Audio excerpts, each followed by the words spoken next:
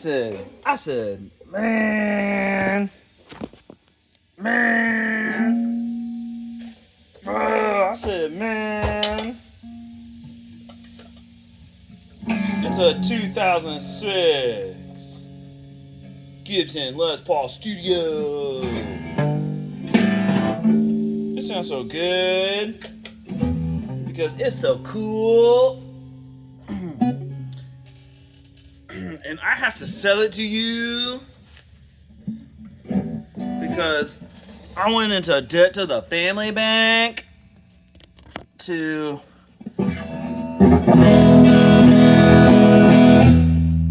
go to the music studio. And now I'm hustling. And then also I bought a really fancy guitar from the pawn shop.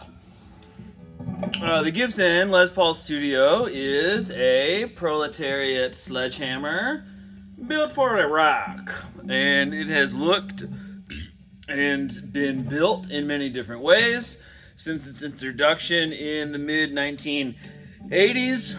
And this one is a 2006, and the recipe, for the most part, stayed the same since 1985 until like the late 2000s, with the exception of a swap from ebony fingerboards to rosewood fingerboards. In 2006, you have a rosewood fingerboard. And then in the late 2000s, you start like all sorts of fun shit happens here and there, and changes with the basic recipe of the Les Paul Studio. And this is the basic recipe of the Les Paul Studio. It is a mahogany body that is like the full thickness of a Les Paul. It is a maple cap, which is the full thickness of like a Les Paul standard, the thickness of the cap itself. You have a mahogany neck. This one is a little bit chunkier than I would expect. It feels nice. I would say it is, I mean, I don't know what's going on, what they would call it, but I was expecting sort of like a slim taper situation, and it feels like it has a little bit more beef all around than that. I would call it like maybe a full C. And it's black, and it's got gold hardware, and it has two pickups, which I am 99.9% sure are a 490 and 490R, 498T set, which is what should be in here. But I'll confirm once I make the reverb listing and all that, and if it's different, it'll show up in the listing. But that's basically with 2 volumes, 2 tones, and a 3-position switch. And that's definitely the Les Paul Studio formula, and it rips, and it is cool, and it is good.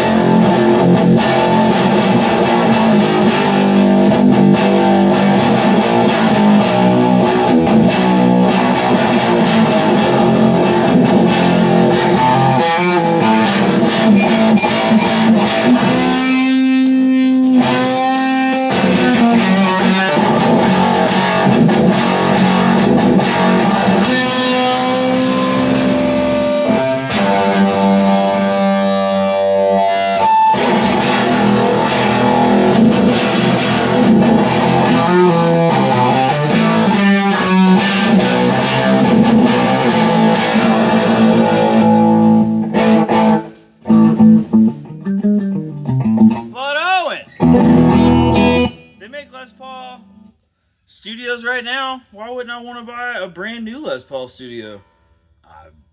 Maybe you do. But do you want to spend $2,000 on a Les Paul Studio? I do not. The reason why I like these Les Paul Studios, and by these I mean before the late 2000s, is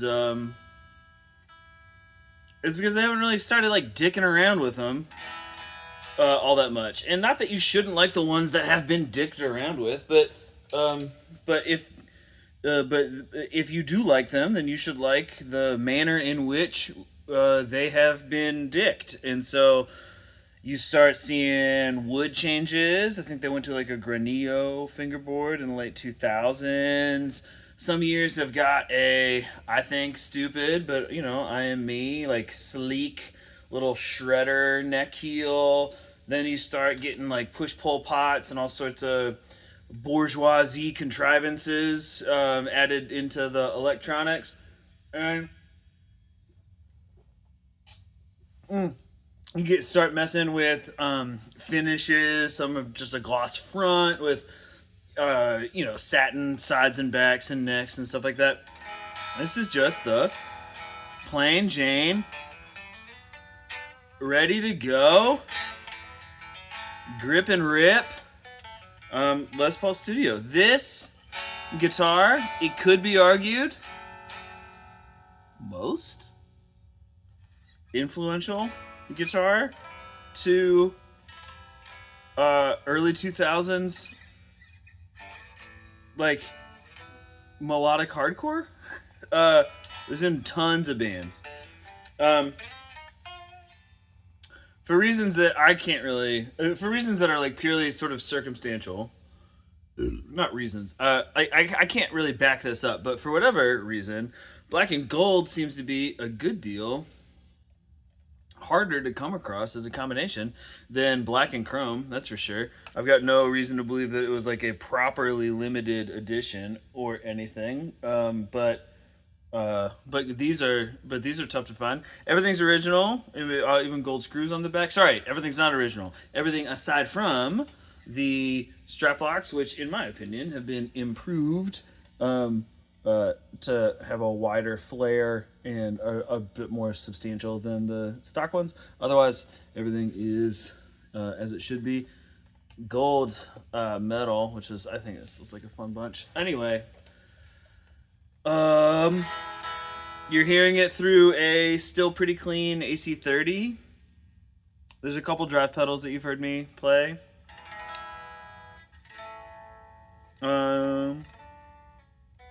No breaks, no repairs. Finish looks good. You can tell that it has been played. There are some like pick scratches on the pickup rings and on the pick guard itself. You know, the finish is not perfect, but it presents really pretty cleanly. I'll give it a little, a little polish, a little shine here and there. Like some marks on the back, a little buckle rash. Neck feels great. I said no breaks and repairs. Tuners are original. Nut is original. It's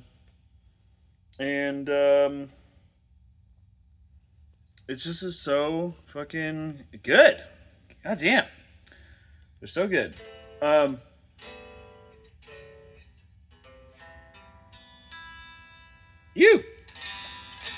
guess I'll noodle for a minute just to enjoy this guitar. Feels like it has 9s or 10s on it right now, my guess is 9s. Because I was really able to bend these out of shape. I usually play 11s on Gibson scales. And before I send it off to you, whomever you may be, it will certainly get a fresh intonation, fresh set of strings, like a gentle setup. This toggle switch will be tightened, that's for sure. But this one rips. It's cool. This video is really the first time I've played it. I just traded for it today in some cash on a. You didn't get to see it, but I was the brief owner of a Gibson Moderne from 2012. A guitar that I really enjoyed having for a couple weeks. and you know, as is oftentimes the case, intended to keep. But something special showed up in a pawn shop, and I was already in the fucking hole to the family bank for the last studio session I had. And I went and dug deeper into the hole, and it was a great, excellent decision, and I'll tell you about that one day. But sometimes you got to step up. Sometimes you got to step up and spend $2,000 you didn't expect to spend, because it would be a literally bad decision not to spend it. But you know, it's got to get paid for somehow. Anyway, enough out of me.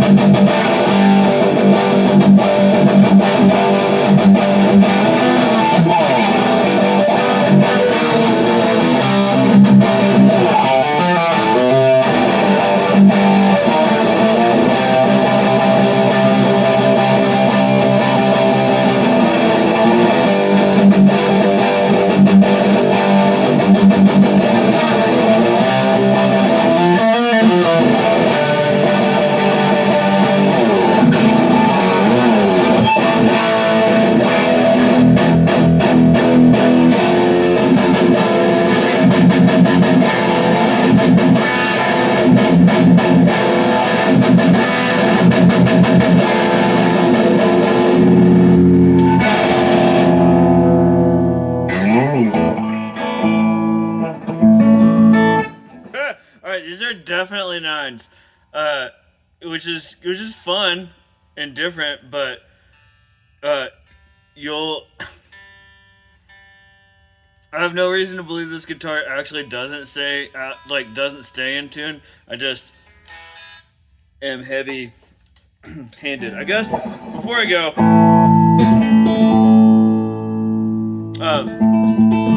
I'll give you.